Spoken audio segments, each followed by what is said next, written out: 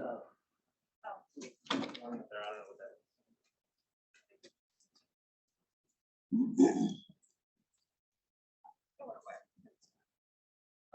it's still up there.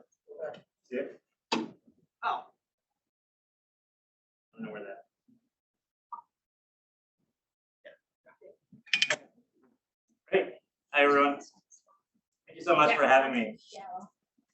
Do you feel comfortable lowering the mask? Yeah. If everyone else is comfortable, then that's good. Okay. Thanks so much for having me. So, like Stephanie said, I think the best way to kind of approach this nebulous subject is first with some terminology. I'm going to go through what an NFT actually is and talk about a little bit of the concepts behind NFTs and related to some things that you might already be familiar with if you already know how art is traded or how the kind of economy of cultural artifacts has operated for the past, let's say, 100 years or so. This is a chart that was popular in Twitter maybe this past week, showing that there's been a really interesting trajectory related to the term NFT, right? So you see a kind of Google popularity map here from March 2021 to let's say late January 2022, and you see that there was definitely a kind of spike in searching for the term NFT at the end of 2021, and now it seems to be in kind of rapid free fall, right? So this doesn't really tell us very much other than a kind of, let's say, cultural pulse of the term NFT. And I think it's really interesting to be talking about NFTs a year after, let's say, some of the biggest cultural impacts of these things. So what is an NFT? I think some of you might already be familiar with the term, but I just wanted to go over what an NFT is. NFT stands for non-fungible token. And you might be familiar with this phenomenon that happened almost exactly a year ago. It's March 11th, 2021, right? So the artist Beeple, who was a digital artist, he became pretty famous through platforms like Tumblr and Instagram for creating these daily collages. He's been making these daily collages for over 15 years. I don't know exactly how long he's been making one digital collage a day, but eventually he gathered a pretty big following and was invited to sell his artwork as a non-fungible token at Christie's auction house, which is traditionally known for their traditional sort of painting, mixed media artwork. You might know Christie's from big art sales like David Hockney paintings, etc. And Beeple actually sold a digital image. He sold a token that represents his digital image of, I think, the first 5,000 daily images that he made for $69 million at Christie's auction house. So non-fungible token means a record on a blockchain that is not interchangeable. So fungible in this context means kind of interchangeable, right? So if you have $1 and I have $1, our dollars are basically the same, right? We can swap out dollars and nothing really changes, right? And so when it comes to this particular type of technology, the core essence of it is this idea of non-interchangeability, right? This idea of uniqueness. And so a non-fungible token at a kind of abstract level represents some level of uniqueness or non-interchangeability, right? Now, what does that actually mean in terms of the technology? Well, a blockchain is, at its most general, a public ledger that keeps record of transactions. You may have heard of Bitcoin or Ethereum or Solana or Tezos. These are all names of different blockchains. And essentially, these are different ledgers that record transactions that were performed on their specific platforms, right? And so a blockchain is typically associated with a kind of currency, typically a fungible currency. So Bitcoin, for example, is fungible. So if I have one Bitcoin and you have one Bitcoin, then we can exchange that equally, right? And it works kind of like currency. And so that makes up the essence of cryptocurrency, which was made as a kind of alternative to the typical currency that we have, like a dollar, etc. Now, what is interesting about the blockchain is that because it's a public ledger, there's a record, there's always a record that's accessible to everyone that wants to sort of explore that record, right? So in contrast to the kinds of records that maybe, let's say, Chase Bank or Bank of America has, right? They also have a ledger of records of transactions, but they're not necessarily publicly accessible, right? And so the blockchain, the reason that blockchain became really popular and was seen in some perspectives as revolutionary is because of its publicity. And there's a kind of paradox there, because even though it's public, all the transactions are encrypted with a specific kind of hash or a very nebulous transaction number. And so even though you can see the transactions on the blockchain, it's very hard to decipher who's actually behind those transactions. So there's a kind of paradox of accessibility and visibility there. And so if you want to know more about blockchains, I'm sure you can go and register them yourself. But in the context of, let's say, cultural production, a blockchain actually became really interesting to artists and people in the art world, because the art world has operated typically with some kind of ledger of transactions when it comes to art trading, right? So this is, for example, a certificate of authenticity that certifies that this particular artwork by Sol LeWitt was acquired by somebody, right? And it has a description of the artwork there, and then it's got a signature by Sol LeWitt, and it's got a number that keeps track of what artwork that is, right? And so this is basically just a piece of paper. And when you buy an artwork at an art house or something like that, or you buy it at an auction, or you buy it from the artists themselves, you would get some kind of a certificate of authenticity, right? But then what's preventing you from burning the certificate of authenticity and then losing the, I guess, the authenticity of the artwork in a way, right? So there's a really interesting relationship that NFTs have revealed, maybe, or reinforced in relation to ownership, and maybe we can talk about the kind of authenticity of an artwork, right? Now, obviously, this idea of the authenticity of an artwork has been explored in different contexts, most notably, in my opinion, by the writer Walter Benjamin. Benjamin wrote a seminal essay called The Work of Art in the Age of Mechanical Reproduction, where he was exploring what is the authenticity of an artwork, right? So when you make a photograph and you can replicate that photograph, where's the original? And does the original even matter when the artwork can be reproduced, right?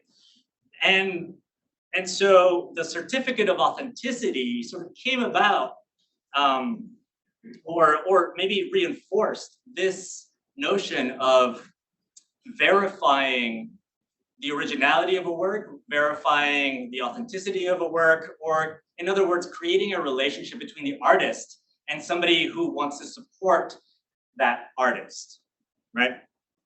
And Benjamin was concerned with this idea of aura. He called it aura. What is the aura of an artwork, right? Is it the aesthetic image itself?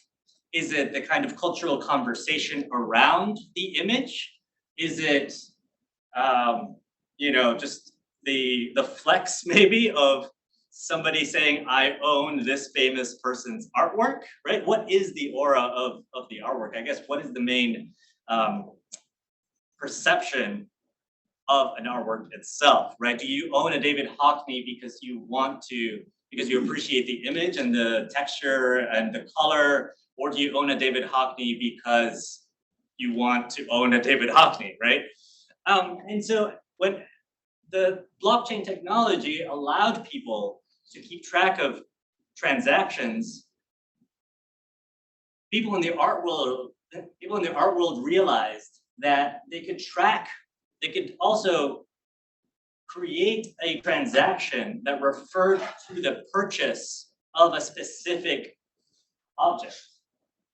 Moreover, they could create a specific token that didn't act like the typical coin in the blockchain, right? And so an NFT is a token, just like a coin is a token, but it's not a fungible version of that token, right? So an NFT is not really a Bitcoin, just like a painting or a photograph is not the equivalent of $1, right? You can't reduce or interchange the two. And so digital media is famously reproducible, right? You can make a copy of it. You can right-click, save an image as many times as you want. You can put it on a flash drive, give it to whoever, right? And so there's been a lot of discussion in the art world for over 10 years, probably even longer than that, on how do you verify the authenticity of digital artwork that is ultimately just incredibly reproducible, right? You know, do you embed some kind of encryption in the code?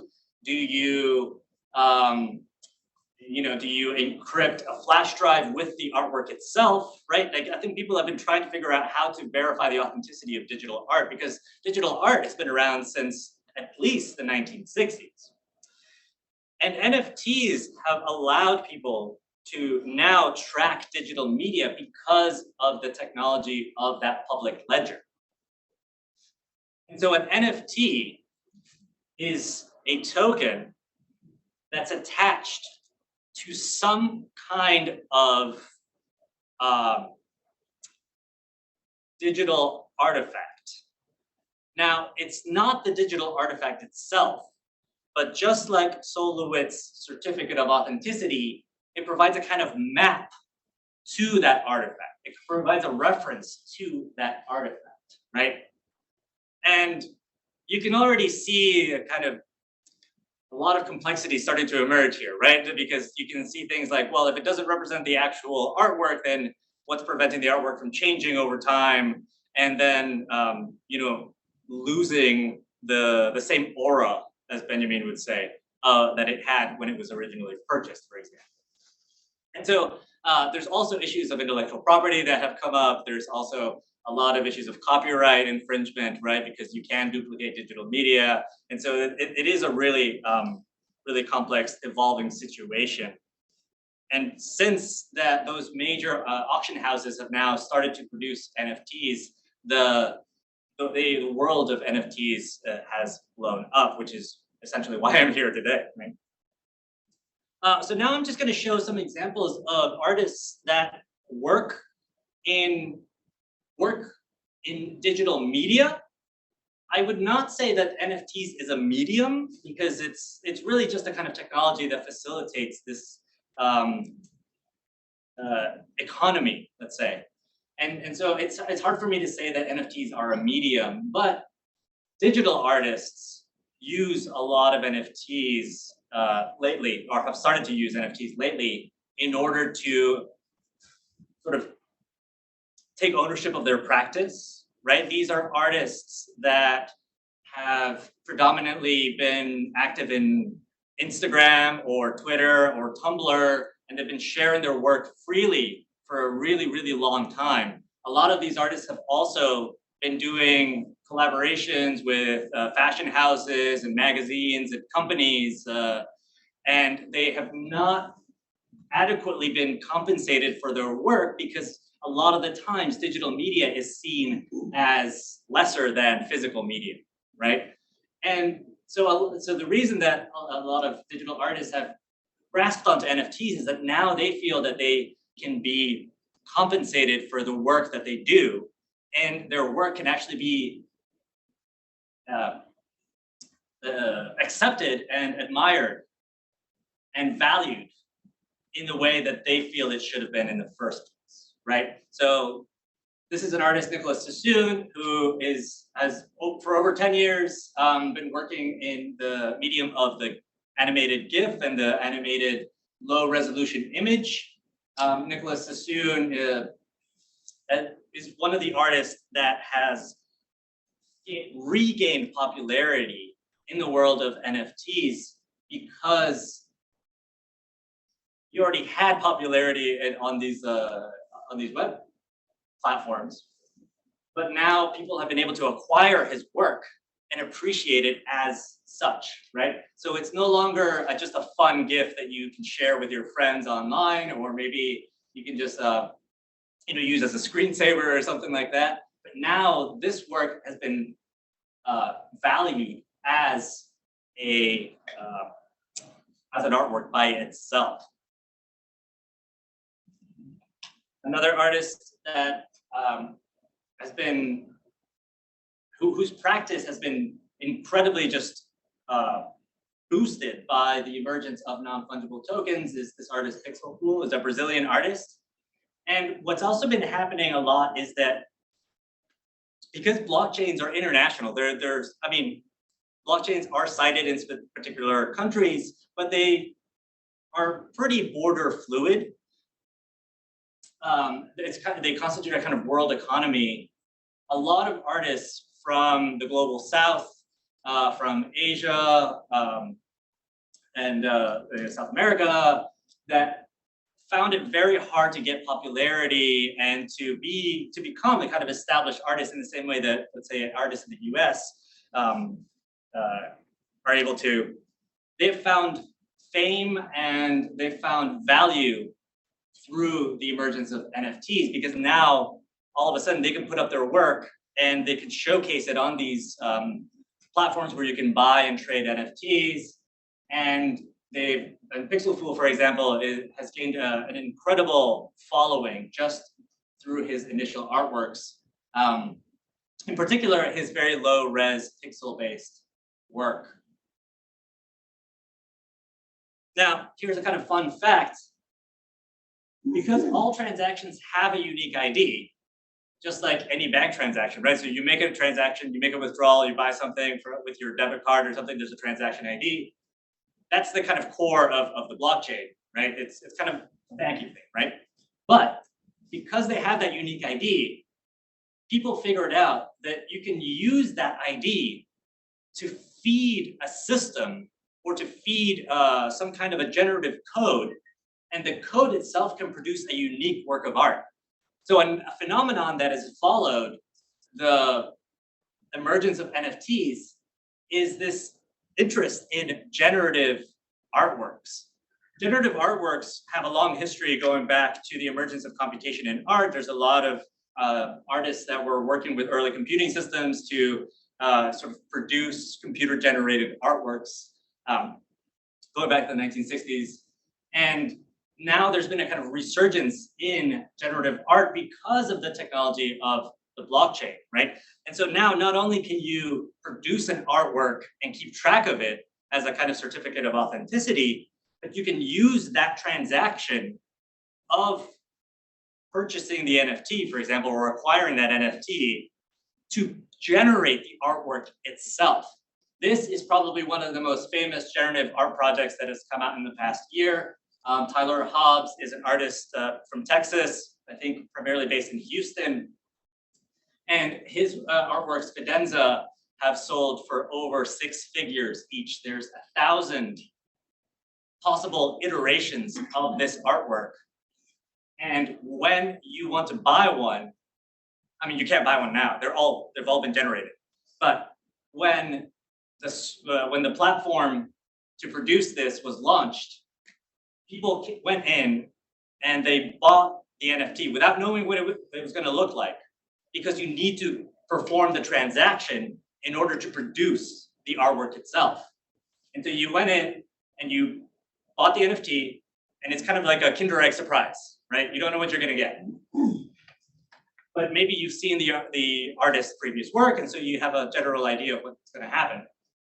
And then eventually the transaction gets processed in the blockchain and it gets verified, right? And then the artwork gets spit out because that transaction ID is now verified. and it gets put into the code that Tyler made.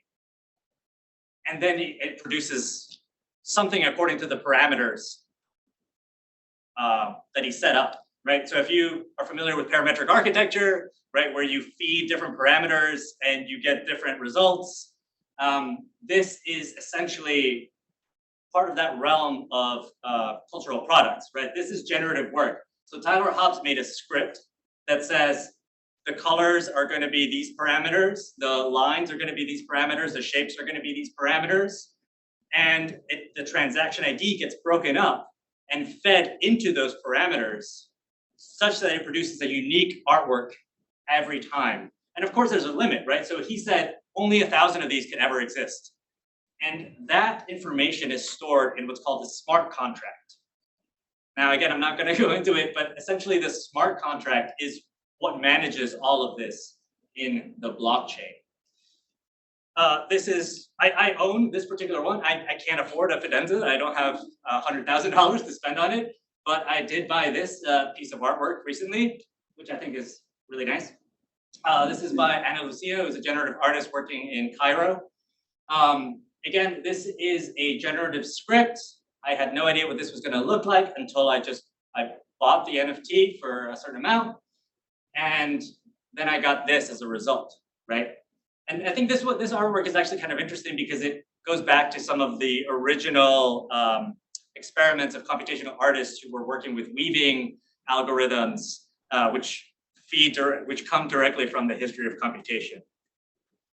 Now I'm going to go through and just really quickly show my own work that I've started to mint on different blockchains. So a year ago, when I was researching this, I was really fascinated with this ability to keep track of digital images, and I've been making digital images for a really long time.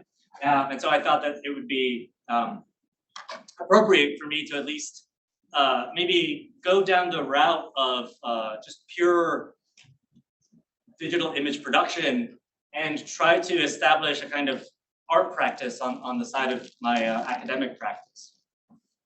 This is a piece called Dancers, which is a generative artwork. So I built a generative script using the P5.js programming language, which is a very accessible graphics programming language. So if you're interested in graphics programming, you might want to look up P5.js. And I built a generative script on this platform called FX Hash that works just like the previous examples that I've shown, except for this one's animated. And so when you perform the transaction, you get an animated real-time generative animated painting, basically. This is another one. This is number 12. This is iteration number 12. There's 256 possible iterations of this particular artwork. And you see that these two are wildly different, right? But they are made with exactly the same code. The only thing that's different between this one and this one is the transaction ID that feeds the parameters of the artwork. This is some of my earlier NFT minted work. So this is based on some experiments that I've been doing for a couple of years on processing and making interactive painting applications. This is a kind of low resolution exploration of the materiality of pixels. Here I'm exploring the way in which the density of pixels and the concept of dithering can create light and shadow and interactive sort of gestures as well. These were minted on a more sustainable platform. I'm not going to get into the sustainability aspect of it. We can talk about that in the conversation. But these were minted almost exactly a year ago on a platform called Nunk, which is a Brazilian-based platform. These are some more versions of the type of media that I've been minting as NFTs. And so again, the NFT provides ownership, a kind of sense of ownership, even though I retain obviously all the rights to the image. So I can make T-shirts out of this. Even if you own the NFT, that doesn't necessarily give you the right to use it however you feel free, right? It's essentially just like buying a piece of artwork. Just because you own the Mona Lisa doesn't give you the rights to make a t-shirt of the Mona Lisa, right? Again, you can sort of see my own like interest in digital painting and animation, as well as some explorations of drawing, digital drawing, putting gestures on screen, etc. I just thought this would be really interesting to show, because I don't think that there's a specific aesthetic tied to non-fungible tokens. I mean, again, it's not really a medium. The artists are working exactly like they were before. It's just that now there's a kind of level of accountability and value that has entered the conversation. All of these artworks that I'm showing have been sold. So none of these are up for sale, if you were wondering. I think what's really been interesting about getting into the community of NFTs is the feedback that I've been getting. So I've been engaging with a lot of these artists, and we've formed a kind of tight community, and we've exchanged techniques and different critiques of each other's work. And so I see it in a kind of positive. There's also definitely negatives, but that's all I wanted to share with you today. Thank you.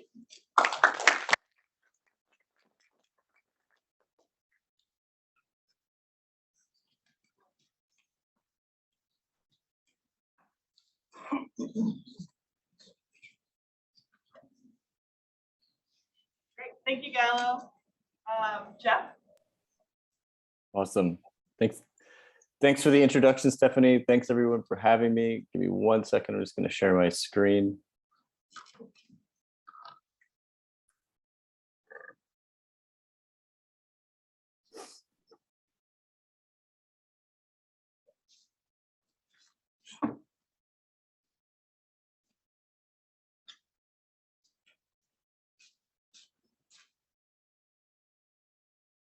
Can you see that okay? And can you hear me okay? Yeah, we can hear you and we can see it. Perfect. Okay.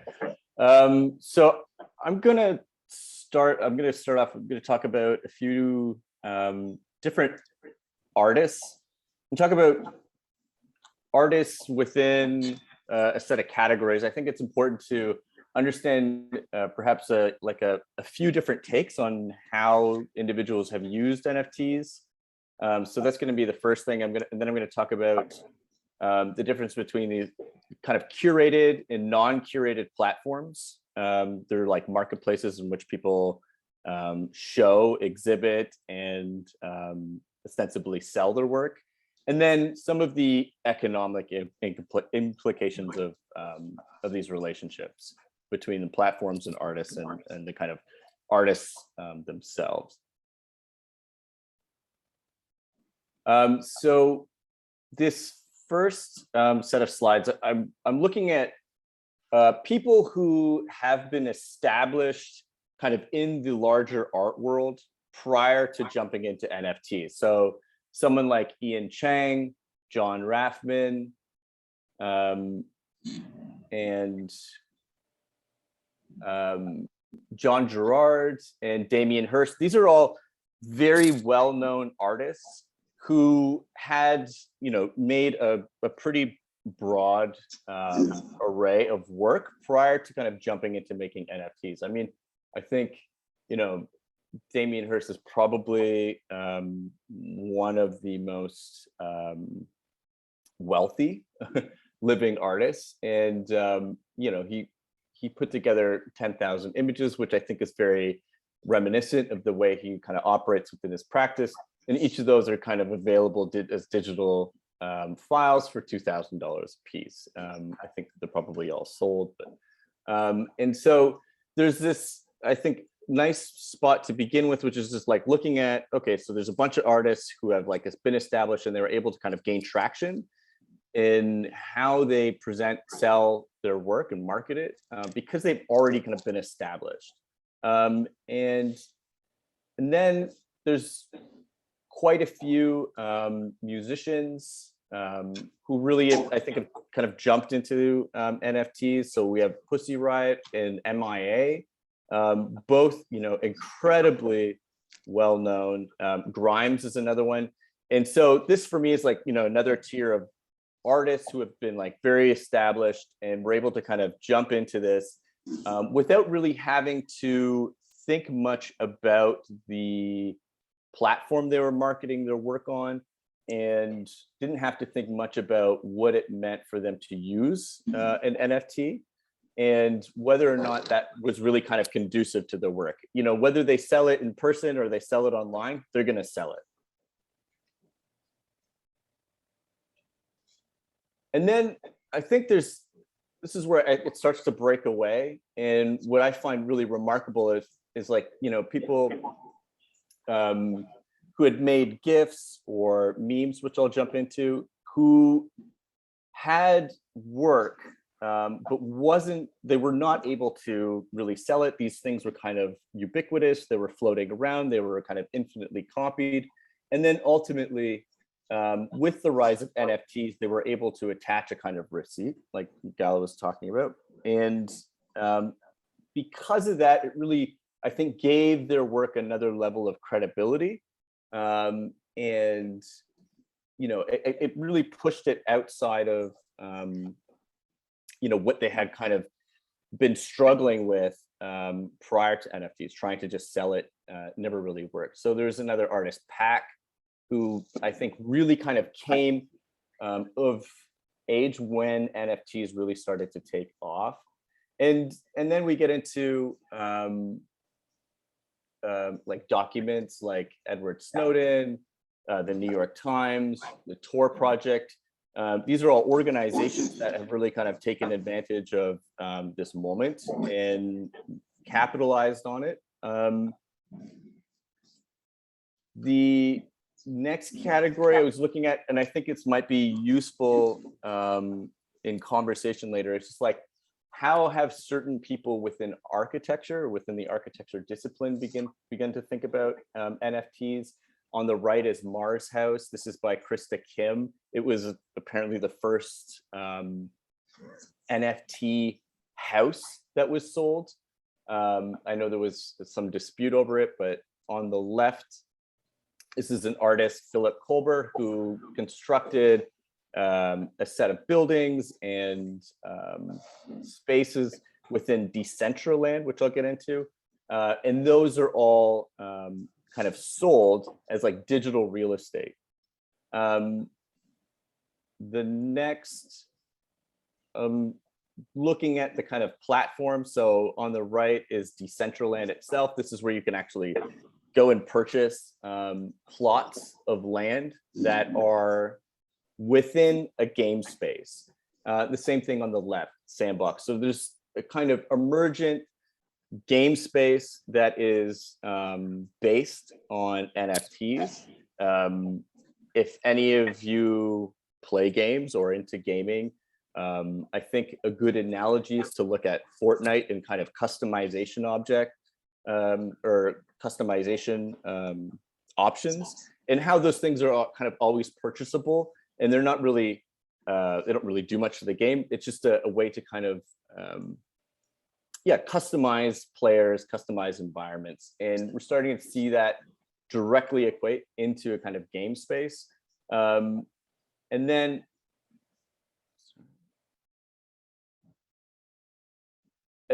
into memes, back to looking at these really kind of ubiquitous images that floated around that didn't really have a kind of known authorship, began gaining traction and ended up, selling for, ostentatious amounts of money. And the last thing is this kind of NFT based communities. So I don't know if anybody's ever seen any of these Bored Ape Yacht Club monkeys, or on the right there is a series of kind of avatars that were constructed between a relationship of Takeshi Murakami and someone called Clone X, which is, or sorry, it was a that was the name of the that's the name of the actual collection. So there's like a whole, I think for me, that really encapsulates what is floating around in kind of NFT art space. So at the end we have these kind of these NFT kind of communities where you have sometimes 10,000 variations of like a similar image, right? And you see a lot of people are using these as kind of avatars. Sometimes they can sell for, I don't know, exorbitant amounts of money. Again, this one on the right, I just snapshotted, that's apparently it's $26,000. And then, prior to that, looking at memes and how they were kind of given more kind of authorial role. And then there's a kind of digital real estate or NFT based real estate, NFT architecture. There's like documents, and then I think a series of artists that really came of age within NFT space, like Beeple, Pack, or Christopher Torres, the Nyan Cat. Musicians, right? Pussy Riot, MIA, Grimes, and then like, a whole set of established artists who are really able to kind of take advantage of NFTs as a kind of new means of selling their work. And so I want to talk a little bit about a recent conversation on NFTs between a physicist, Laszlo Barabási.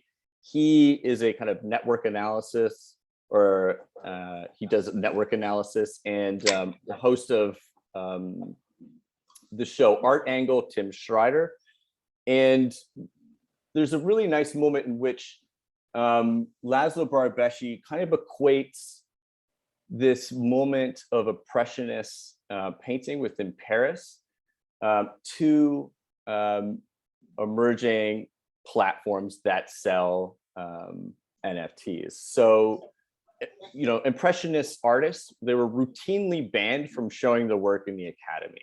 And they formed a cooperative. It was called the Anonymous Association of Painters, Sculptors, and Engravers.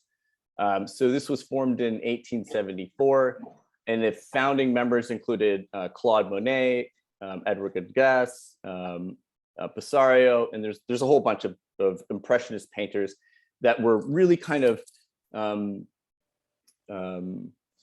removed from any chance of like selling the work within a gallery. And so they pulled away from the gallery space that was offered to them, and they created their own.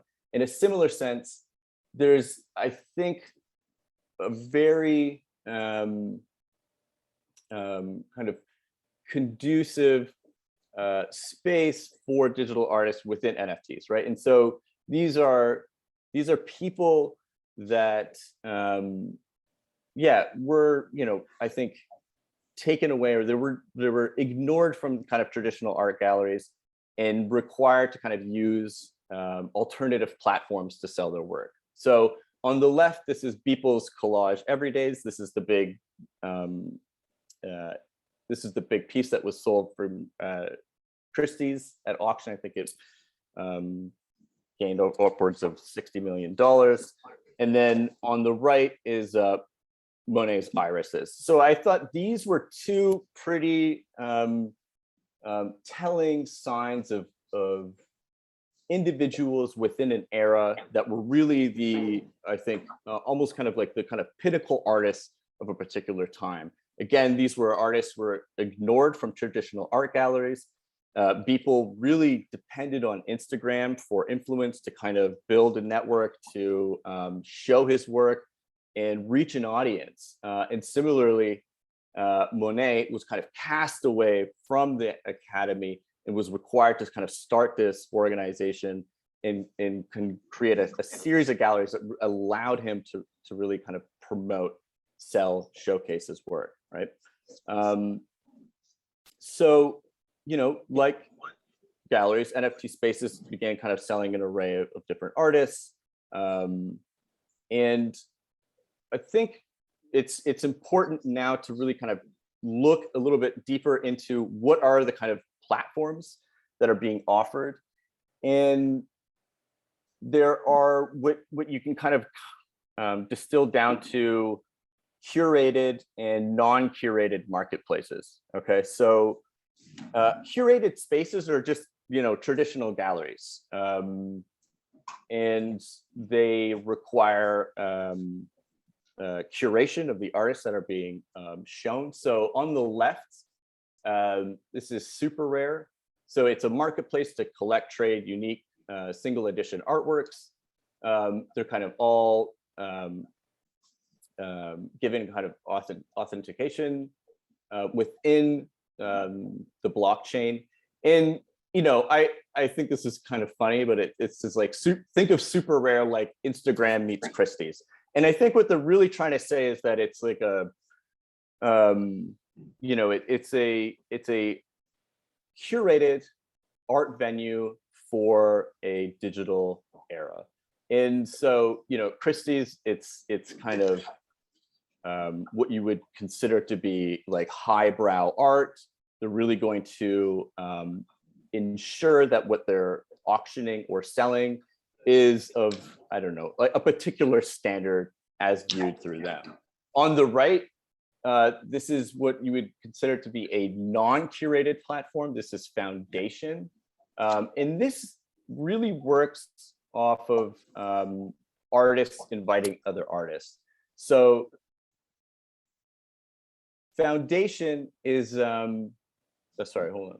So yeah, so Foundation is a kind of peer-to-peer invitation system. So unlike the kind of curated space of Super Rare, Foundation requires their creators to send invites to other artists.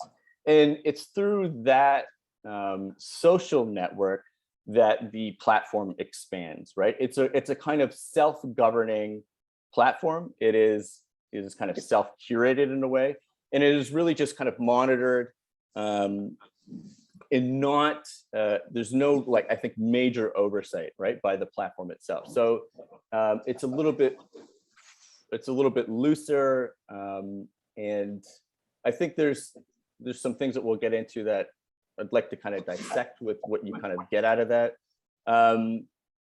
Looking at Super Rare, it is one of the kind of earliest platforms. You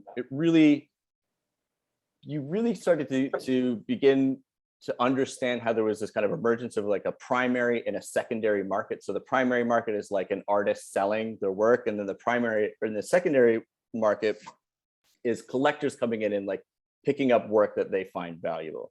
And again, it's a kind of, with Super Rare, it was like a kind of emergence of this gallery system in the same way that Impressionist painters who were excluded from showing their work in Paris required to create spaces for them to show their own work.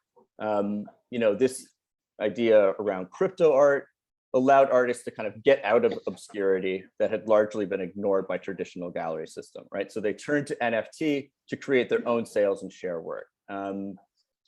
And so Super Rare, requires you to submit a portfolio. There's a kind of interview process, and then they kind of determine whether or not they want to represent you in the same way a kind of traditional gallery, let's say in New York would. And then Foundation was created like right before, I think, NFTs really exploded in the spring of 2021, I think. Yeah, 2021. So while Super Rare has a kind of team of curators, I think most artists are kind of locked out. Foundation evolved as this kind of open for all marketplace, with the exception that artists get to invite other artists to join. So it's a community of artists taking in their hands the kind of whole NFT process and using a social network to spread the platform and attract more artists, right? So the openness offers a better representation, I think, of the NFT market, opposed to the kind of closed curated platforms. So there's a kind of really wonderful study done by Laszlo Barabeshi on how these kind of networks within Foundation started to evolve. So within Foundation, because people are inviting each other in the same way that you can kind of break down networks within Facebook, Instagram, Snapchat, TikTok, the network began kind of opening up to multiple clusters. And the largest cluster on Foundation is over 900 artists. So it's quite a large group. And it's also what is considered a very rich cluster financially. It's sold over more than $1.6 million worth of work and over 800 artworks. So not every artist was able to sell something, but most and some people have sold multiples. And we begin to see a difference between what you can call rich and poor clusters. So some clusters collect artists that sell for a high price, and some clusters collect artists that consistently sell for a low price. And so I think this might be a little short-sighted, but within this space, Barabeshi kind of equates a successful artist. In New York, it has gallery representation, shows, and they tend to hang out with other successful artists. And he's equating that within Foundation as like the invitation of friends who are around the same category, you know, in this kind of rich cluster, tend to invite people who are also within that kind of same sphere. So general artists who join have similar results with artists who invited them, right? So there's this kind of tandem between these two things, right? Who invites you is kind of a way to understand how much or if your work will sell to a degree. And you know, there's some problems with this, and I think it's kind of interesting to look at network theory and what's called homomorphism, or homomorphity, which is a term used to describe a tendency to like the same things. In a talk on the right, Hito Sterol equates this with, I think there was a test, it was like looking at Facebook friends, and you can really tell what you look like based off of your set of friends. So you can look at a group of people and get a kind of understanding of like who you are, what you look like, some of your interests. In regards to art, it has been kind of used as a means to dictate and direct people who look to invest into art through a set of algorithms. So it's like taking this idea of homomorphity, how you kind of operate in like Facebook or, you know, a group of friends, and applying that to the kind of art world. So what she's seeing, what Hito is kind of saying within this is that truth is no longer calculated from models, but derived from correlation, pattern, and similarity. So people are judging you by associations you make, not by what you do, right? So ranking of art, in this case with Artfacts, it's not on production, work, and labor.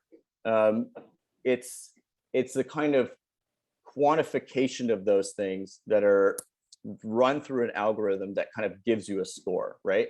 So it's not a kind of subjective take, it's simply a bunch of data that's plugged in, and then it tells you or tells a potential investor whether or not to buy your work, right? So if you have many shows, your art's worth more. If you have few shows, your art's worth less. So it's kind of like this investment consultancy in which emerging artists kind of are like plopped into. And I think, you know, this becomes kind of problematic because it starts to, I think, alter the way you think about buying art, and you only consider it as a kind of financial instrument. You're looking at it outside of what you might like for it. Maybe it's an aesthetic thing, maybe you like something particular about somebody's work, and people become preoccupied with only investment. And I think this is where it starts to really, I think, fold into NFTs. And what this type of investment and the type of work that kind of comes out of this is like, so artists begin to like adapt to the market. And there's this really wonderful term coined by Jerry Saltz, who's an art critic. You can find him on New York Times. He writes, or sorry, on Instagram. He writes for Vulture, in which he describes this work as like zombie abstraction or crapstraction. So there was a critic, Walter Robinson. He coined this phrase in 2014, the zombie formalism. And he was addressing this kind of certain type of painting among collectors known for their speculative investment in young artists. So they would buy artwork at a really relatively low price and then flip the work at auction soon afterward. And it was like really mundane work, really kind of bland, and it's really kind of minimal in appearance. It's kind of pretty, kind of whatever, and they just sold for ridiculous sums of money. And what I'm kind of pairing here is this type of artwork you're finding within NFTs, which I think is really kind of prominent. You might be asking, like, I've seen these monkeys everywhere. What are they? And this is, for me, a kind of zombie formalism of like NFTs, where you see a lot of these collections selling for upwards of $430,000 for one. And it's perhaps, I think, getting into this idea that a doodle or like work that looks like a painter's drop cloth are kind of dictating the pricing or value within art, within the art market. So this idea of crapstraction, I think it's a really wonderful term to work with. And it's exactly how contemporary mathematics works. So abstract paintings with random patterns and random data worth crap loads of money. They're worth crap loads of money because of speculative investment, and that's it, right?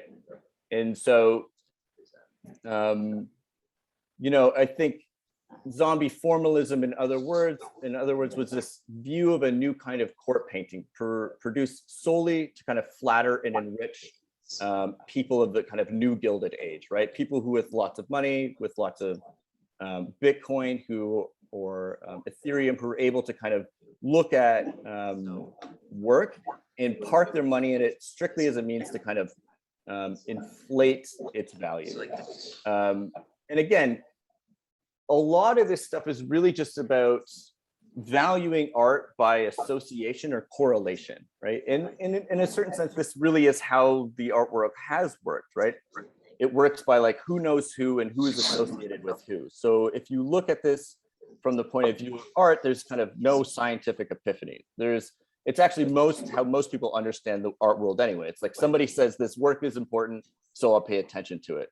I think a good analogy or a good illustration is white man bonds with white man over abstract expressionism. So this term crapstraction or zombie formalism condenses a key ontological formula of our time, right? And this is, art is what your friends buy, right? And that's what makes it important. And just wrapping up, so in Bloomberg, they published this really kind of amazing story about a dealer who collected an artist by the name of Niels Cantor, who'd made a kind of desperate attempt to unload a zombie formalist style work. He bought it for $100,000 in the hopes of flipping it for a quick profit, and instead he was forced to sell it at auction for far less. And there's this really wonderful line that I think kind of captures this moment, and he says, "I feel like we were a little bit drunk and didn't think of the consequences." And this is what he admits in the article, and then the bottom fell out. Everyone got caught with their pants down. And there's, I think this is a really kind of telling moment. This was just published recently. Melania Trump made a set of NFTs. This one in particular, she collaborated with an artist. And this is just the Instagram story that I screen captured from her page. And I thought this was funny. It's another failure, you had to buy it yourself. And she was actually traced So it looks like the auction house of Melania Trump's first NFT was such a dud she had to buy the thing herself. So a crypto expert through the blockchain was able to go back and look at the history of it, and they found that the purchase was actually from her own address. And then I don't know if any of you are getting this, but this is, I think, the where I'm gonna finish, which is just like now really understanding the difference between, trying to really understand the difference between art itself anyways, but specifically within the kind of NFT sphere, and then this I think this aspect of it, which is generating this really bloated bubble of NFTs and art, which is getting this spam for a set of collections of artwork, and they're like, you're expecting 100 times return on this NFT. It feels like a pyramid scheme. It sounds like a robocall, and in fact, it is spam that is just being sent out to thousands and thousands of people in Instagram DM messages. Thank you, everyone. That's my particular take, and look forward to the conversation.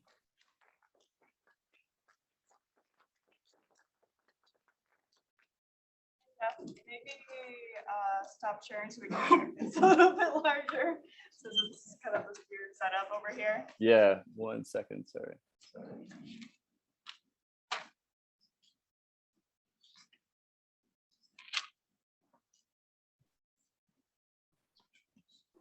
All right, thank you so much. I think since we're already at 1, I think let's start with student questions or questions from the audience, also for those who are joining us virtually.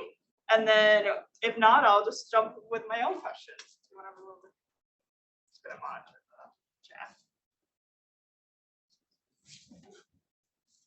the chat. Can that image of us be moved? I don't know I don't know how to move it. Okay, never mind. That's in Jeffrey's face. Oh, You can move there we go. it. All right. Over here. Oh, now it's in Galo's.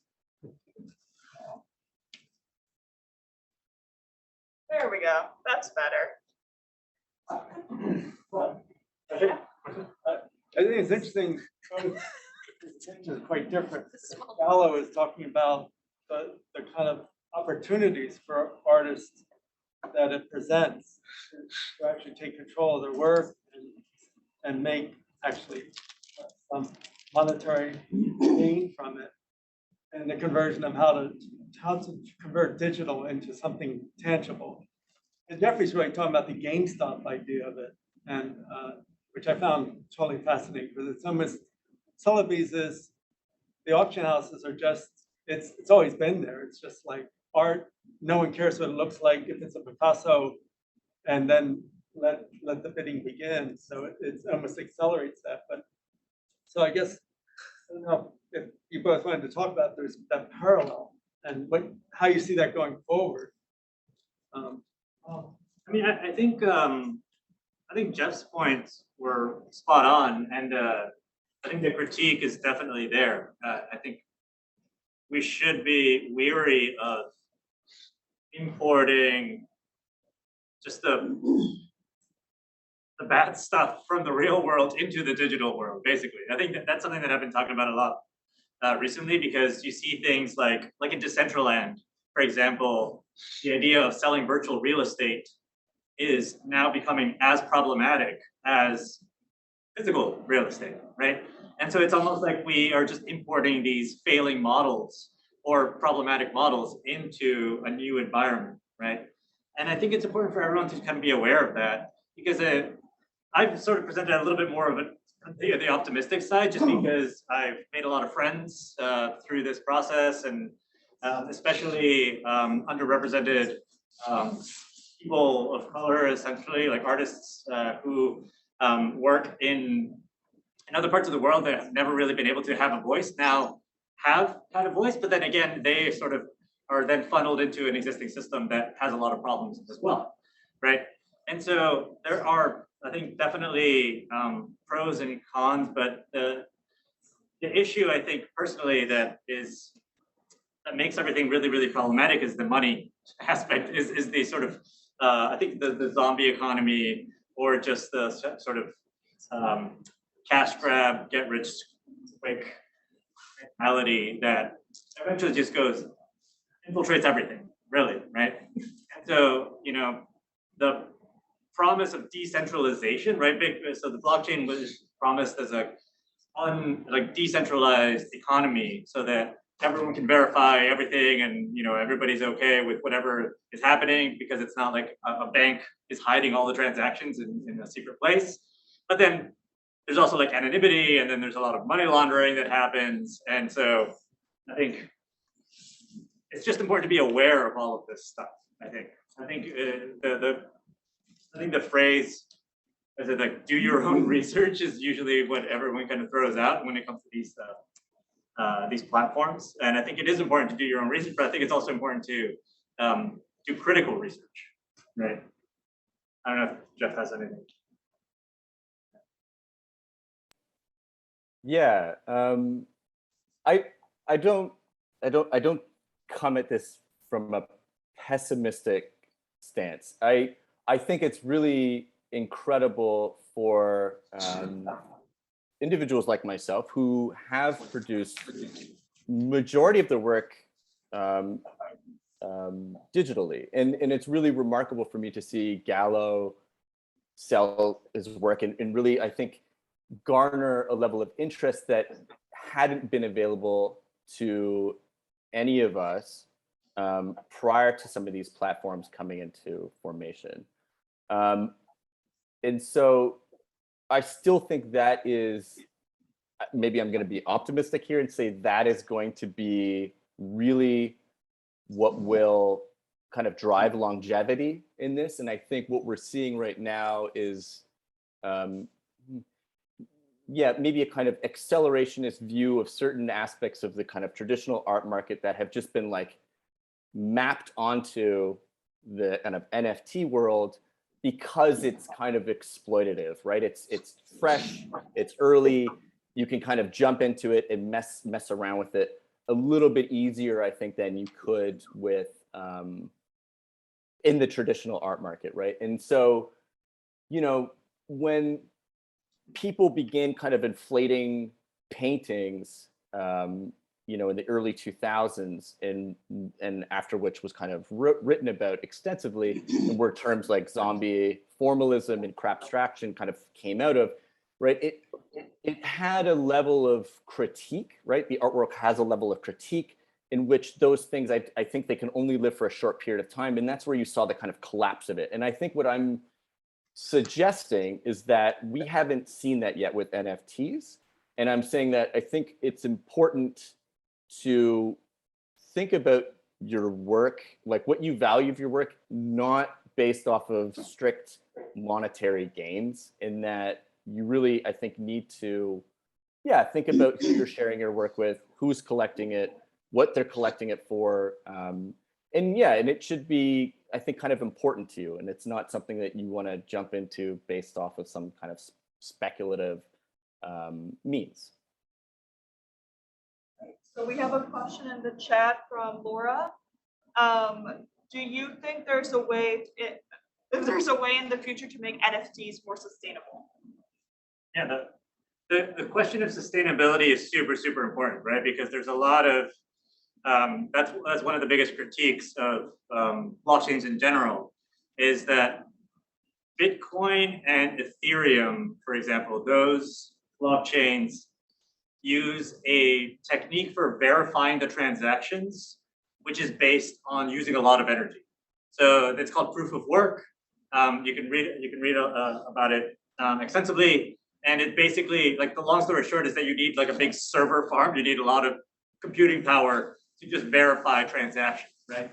And because transaction verification is the core of the blockchain, that has skyrocketed. And as these currencies have become more popular, and they use an insane amount of energy for basically no real purpose, right?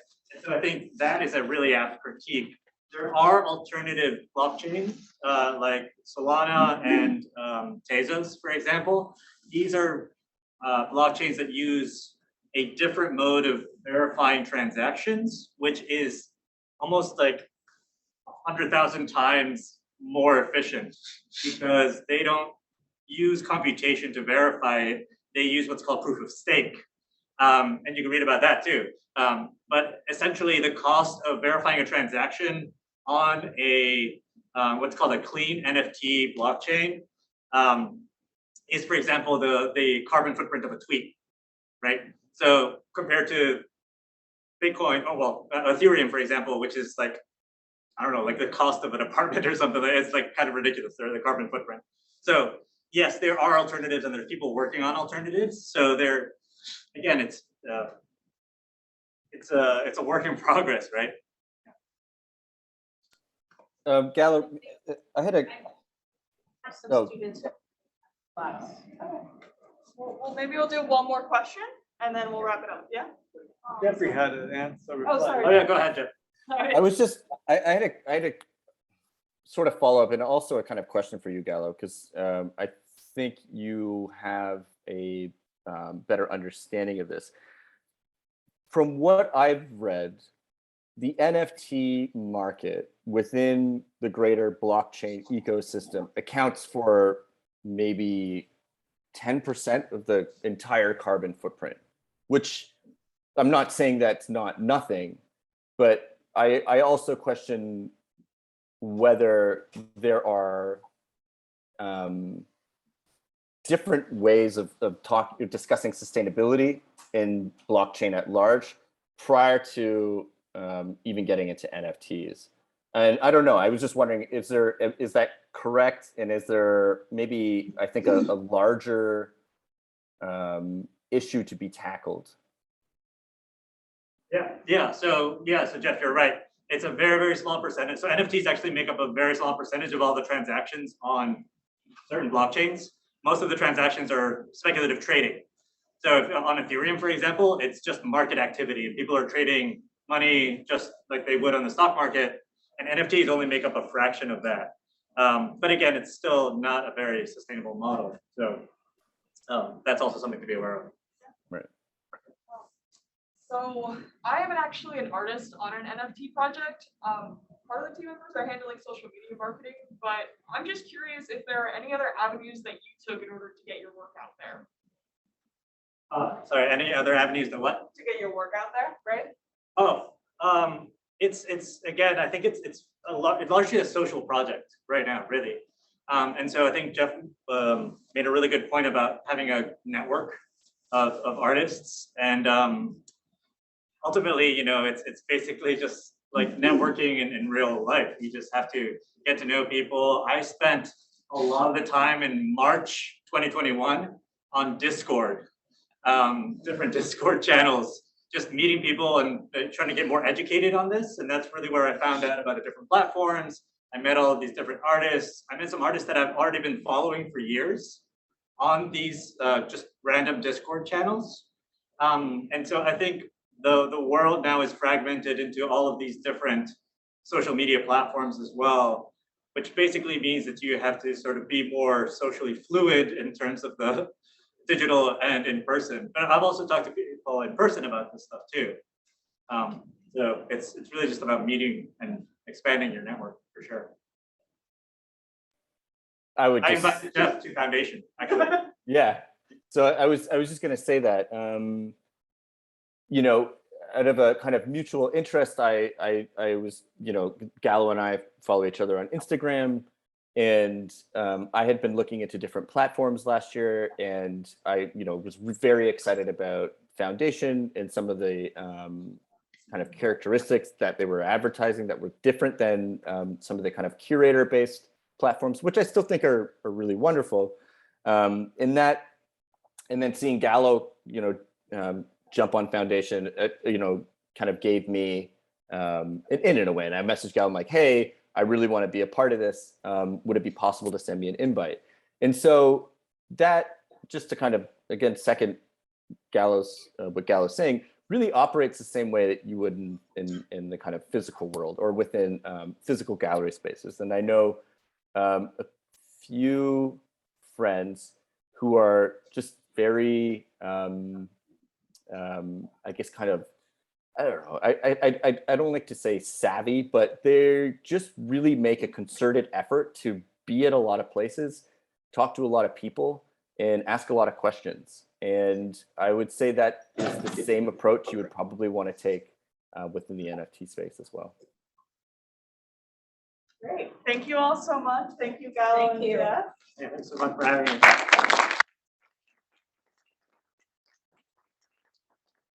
Thanks, All everyone. NFTs are super layered things. Thank you, Jeff. Thank you. Thank And thank you for all those that joined us online. Thanks, everyone. Thanks again, Stephanie.